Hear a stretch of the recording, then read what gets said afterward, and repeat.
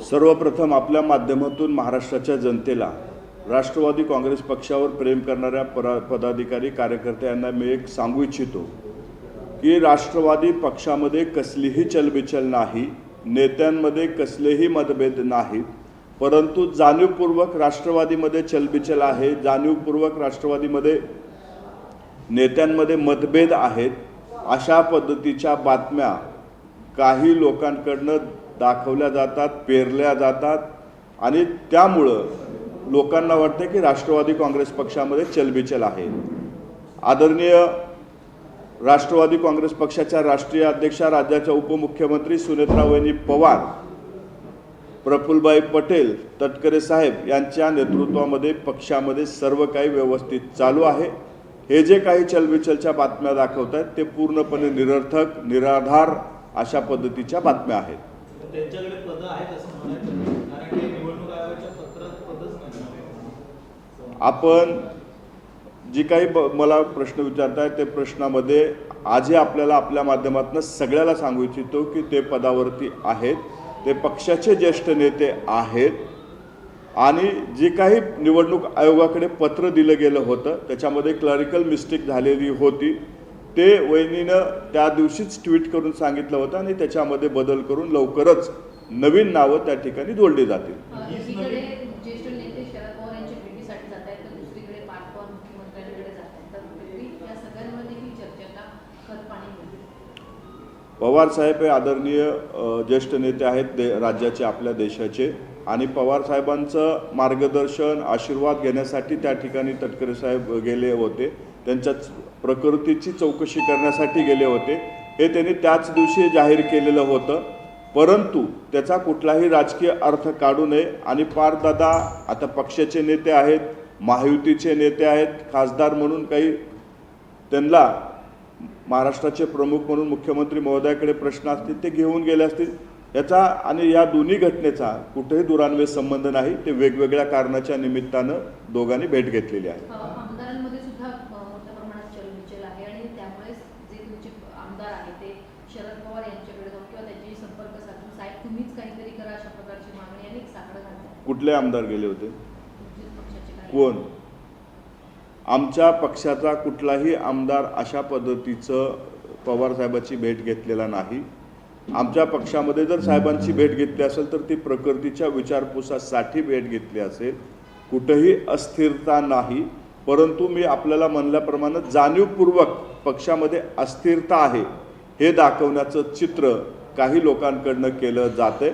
वहिनीच्या नेतृत्वामध्ये सर्वजण एकमताने, एक दिलाने काम करत आहेत। कोण दाखवतोय नेमकं? तुम्हाला कोणाकडे रोष आहे की हे कोण दाखवतोय? आमच्यावर प्रेम करणारे आमचे हितचिंतक, राजकीय विरोधक भरपूर आहेत। त्याच्यामध्ये प्रामुख्याने नाव घेतलं तर रोहितदादा हे एक नंबरचं नाव आहे। रोहितदादा जाणीवपूर्वक राष्ट्रवादी काँग्रेस पक्षामध्ये मतभेद कसे निर्माण होतील हे अजितदादांच्या दुःखद निधनानंतर ती जे चालू झालेली प्रक्रिया आहे आजपर्यंत ते करतायत प्रयत्न। मला वाटतंय कुठंतरी त्यांनीही आता हे थांबवलं पाहिजे आणि आमच्या पक्षामध्ये आपल्या माध्यमातून परत एकदा सांगतो कसलेही मतभेद नाहीत। रोहित पवारांचा तुम्ही उल्लेख करताय, मात्र हे निवडणूक आयोगाला दिलेलं पत्र आणि या रोहित पवारांचा नेमका काय संबंध येतो? कारण की पत्र ज्यावेळेस दिलं त्यावेळेस खरं तर कुठलीच पदाचा उल्लेख नाहीये, त्यामुळे या दोघांमध्ये या संबंध काय येतो? आपण जर बातम्या पाहिल्या असतील, वहिनीनं त्याच्यामध्ये स्पष्टपणे एक्सपोर्टच्या माध्यमातून सांगितलं की क्लरिकल मिस्टेक आहे, त्याच्यामध्ये बदल करण्यात येईल। तटकरे साहेबालाही आपण प्रश्न विचारला, त्याच्यानंतर तेही म्हणले की आमच्यामध्ये कुठेही मतभेद नाहीत, आमचा योग्य समन्वय आहे। मग जर दोन्ही नेते ज्यांच्यामध्ये तुम्ही म्हणता की मतभेद आहे, दोन्ही नेते म्हणतात की आमचा चांगला समन्वय, मग नेमका मतभेद कुठं आणि कसा झाला हे तुम्हीच आम्हाला सांगावं। जाणीवपूर्वक अशा पद्धतीचे मतभेद आहेत, वारंवार माध्यमामध्ये कोण सांगतंय तर रोहितदादाच सांगतायत, म्हणून आम्ही म्हणतोय की आमच्या पक्षामध्ये जास्त लक्ष त्यांनी देऊ नये, त्यांनी त्यांच्या पक्षामध्ये लक्ष द्यावं, एवढंच आमचं त्यांना म्हणणं आहे। परंतु आता जे निवडणूक आयोगाला पत्र जे गेले आहे ते 29 एप्रिलला गेलेलं आहे आणि आता जवळपास 18 मे म्हणजे जवळपास ही म्हणजे 18 दिवस झालेले कालावधी गेलेला आहे आणि अजून देखील जे क्लिरिकल मिस्टेक झाले असं तुम्ही म्हणतात, त्याच्यानंतर निवडणूक आयोगाला जे अद्ययावत पत्र द्यायचं होतं ज्या पत्रामध्ये पुन्हा एकदा उल्लेख करायचा होता की तुम्हाला राष्ट्रवादी काँग्रेस पक्षाचे राष्ट्रीय कार्याध्यक्ष प्रफुल्ल पटेल आणि प्रदेशाध्यक्ष महाराष्ट्राचे सुनील तटकरे आहेत, हे अद्ययावत पत्र अजूनपर्यंत का गेलं नाहीये? म्हणजे ह्याला जायला का उशीर होतोय? निवडणूक आयोगाला तुम्ही हा म्हणजे वेळ का घेताय निवडणूक आयोगाकडे जायचं? एक आपल्याला मी सांगू इच्छितो की ऑफिस बेरर असतील किंवा वर्किंग कमिटी मेंबर्स असतील, त्याच्यामध्ये आणखी नवीन नावं जोडले जाणार आहेत. त्यासाठी आमच्या वरिष्ठ नेत्यांची बैठक आदरणीय वहिनीच्या नेतृत्वामध्ये होईल आणि त्या बैठकीनंतर ती नावं पाठवली जातील. फक्त या दोघांसाठीच नाही तर अजून ॲडिशन काही होतील आणि नवीन नावं आपल्याला लवकरच ते दिसून येतील. या नानाजी नाट्यामुळे ही नावं ऍड करता येईल. शेवटी सुनेत्रा पवार यांना आता मध्यस्थी करावी लागलेली आहे. गेले 2 दिवस सातत्यानं वरिष्ठ नेत्यांची नाराजी दूर करण्याकरता आणि इतर जे निर्णय घेण्यात आलेले त्यांच्याशी समन्वय साधण्याकरता आता सुनेत्रा पवार यांनी पुढाकार घेतलाय. येत्या आठवड्यामध्ये बैठका होतील आणि त्यानंतर हा जो काही संभ्रम निर्माण झाला तो दूर केला जाणार. यात किती तथ्य? वहिनी पक्षाच्या नेत्या आहेत. पक्षामध्ये छोट्या कार्यकर्त्यापासून मोठ्या कार्यकर्त्यापर्यंत जर कुणामध्ये काही अडचणी असतील, कुणामध्ये काही मतभेद असतील तर त्या पक्षाच्या नेत्या म्हणून सोडवणं त्यांचं काम आहे. येणाऱ्या काळामध्ये पक्षामध्ये जे काही विषय असतील ते सोडवतील. पक्षवाढीसाठी जे काही निर्णय घ्यायचे आहेत तेही पुढच्या काळामध्ये करतील. परंतु ह्या जे काही बातम्या दाखवल्या जात आहेत मतभेदाच्या, ह्या पूर्णपणे निरर्थक आहे. हे वहिनीच्या नेतृत्वामध्ये सगळं काही व्यवस्थित चालू आहे. फक्त एक वेगळं चित्र महाराष्ट्रामध्ये दाखवलं जाते. ते जाणीवपूर्वक राष्ट्रवादी काँग्रेस पक्षामध्ये अस्थिरता निर्माण व्हावी, इथं कुणीतरी नेतृत्व करू शकत नाही अशा पद्धतीचं मेसेज जावा या उद्देशानं काही लोक करत आहेत. परंतु तसं कुठलंही चित्र नाही. वहिनीच्या नेतृत्वामध्ये सर्व काही व्यवस्थित चालू आहे.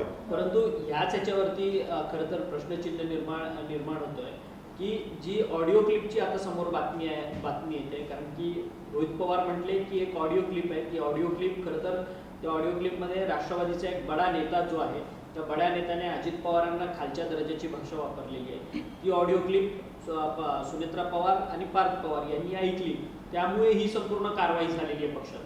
मला वाटतंय काल मी रोहितदादा एका चॅनलवरती एका चर्चेदरम्यान हा विषय ते बोलत होते, तोही विषय मी ऐकला. त्याच्यामध्ये त्यांनी सांगितलं की ती ऑडिओ क्लिप माझ्याकडे नाही, कोण नेता कुणाबद्दल काय बोलला हेही मला माहिती नाही, परंतु मला एका ऐक्यू माहितीवरती मी हे आपल्याशी बोलतोय अशा पद्धतीचं विधान त्यांचं होतं. मी तुम्हाला कालही म्हणलं की रोहित दादासारख्या एका जबाबदार व्यक्तीनं ऐक्यू माहितीवरती एका मोठ्या चॅनलच्या चर्चेदरम्यान अशा पद्धतीचं विधान करणं हे हास्यास्पद आहे. ज्यावेळेस आपण एखाद्या व्यक्तीबद्दल बोलतो त्यावेळेस आपल्याकडे एक पुरावा असला पाहिजे, परंतु पुराव्याअभावी अशा पद्धतीचं विधान करून लोकांमध्ये संभ्रम निर्माण करण्याचं काम हे रोहितदादा करत आहेत. ते स्वतः करतायतच, परंतु राष्ट्रवादीमध्ये अशा पद्धतीचे संभ्रम निर्माण करण्यासाठी एजन्सीसुद्धा त्यांनी हायर केलेली आहे. त्यांचं राजकारणाचा डाव त्यांनाच माहिती. परंतु आमची विनंती आहे की तुम्ही जितकं लक्ष आमच्या पक्षामध्ये घालताय तितकंच लक्ष तुम्ही तुमच्या पक्षामध्ये घालावं असं त्यांना आमचं सांगणं आहे. या आठवड्यापर्यंत तरी पत्र जाईल असं म्हणायचं निवडणूक आयोगाला? नक्कीच आमची बैठकीच्या नंतर ते पत्र निवडणूक आयोगाकडे जाईल. या सुधारणा होणार, कारण की त्यामुळे कुठेतरी दिशाशक्तीच्या आमदारकीवर देखील प्रश्नचिन्ह उपस्थित केला जातो. एक तरी माझी पत्रकार बांधवांना विनंती आहे की एखादी बातमी लावत असताना पक्षाचं कॉन्स्टिट्यूशन काय सांगतं हे तितकं पाहण्याचं आहे. जिशान सिद्दीकीच्या पत्रावर तटकरे साहेबाची सही ते प्रदेशाध्यक्ष आहेत.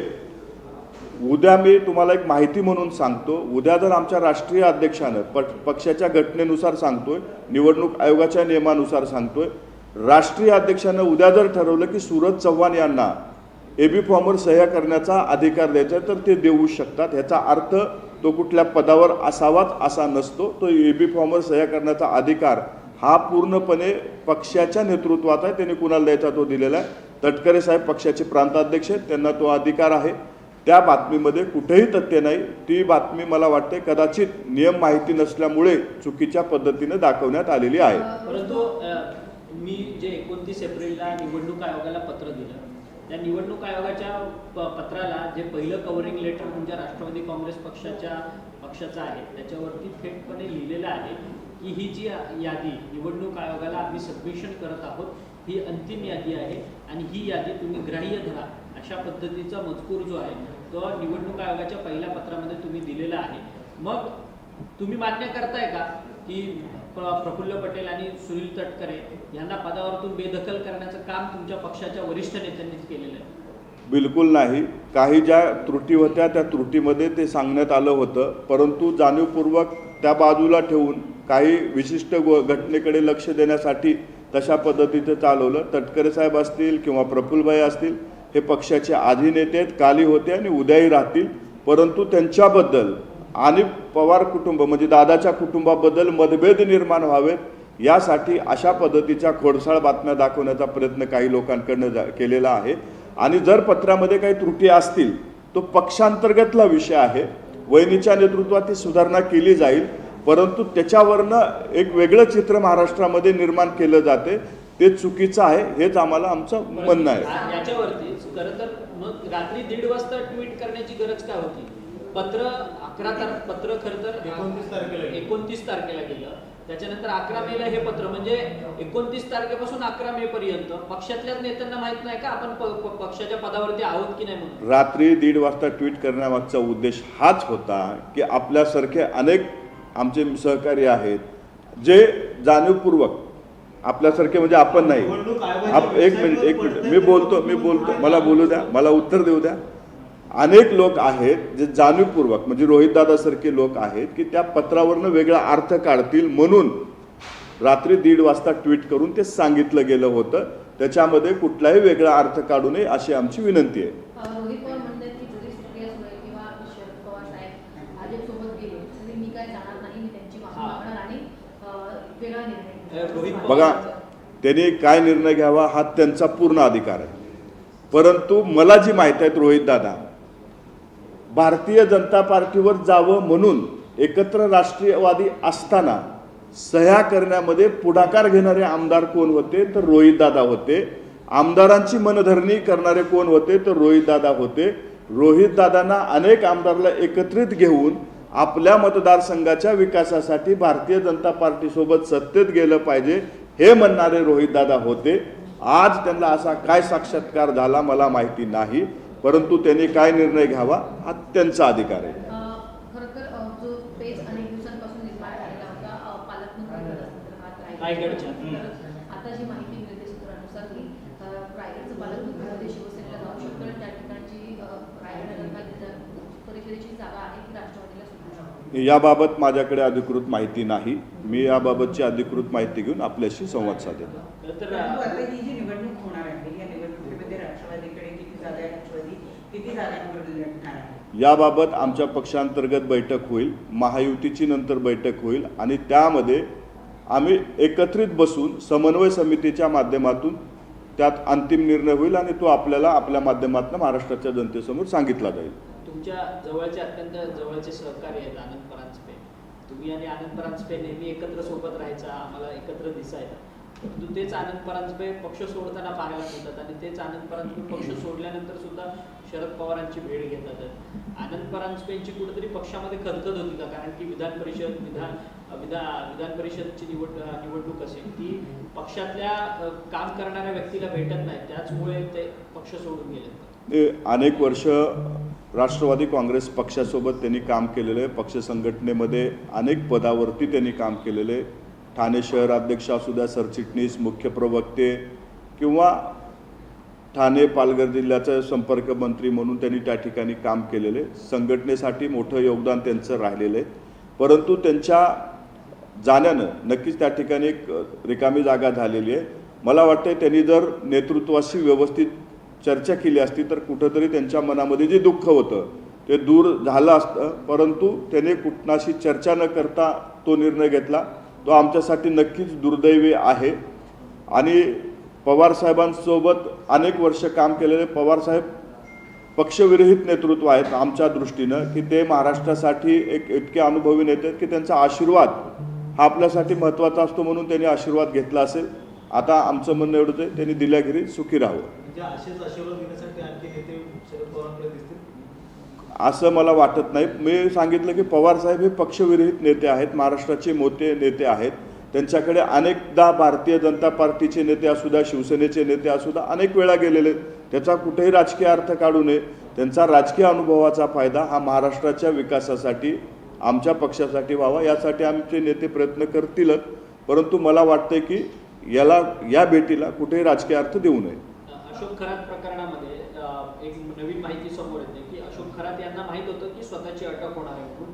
त्यामुळे खरं तर जानेवारी ते मार्चपर्यंत जोपर्यंत अटक होते तोपर्यंत त्यांनी बेनामी अकाउंट्समधनं जवळपास 52 कोटी रुपये जे आहे ते बाहेर काढून घेतलेले होते. अशोक खरातच्या बाबतीत सरकारकडनं SITची नेमणूक केली गेलेली आहे. आमचं एवढंच म्हणणं आहे की या प्रकरणाच्या मुळापर्यंत जाऊन याच्यामध्ये जे कोणी दोषी असतील त्यांच्यावरती कारवाई करावी.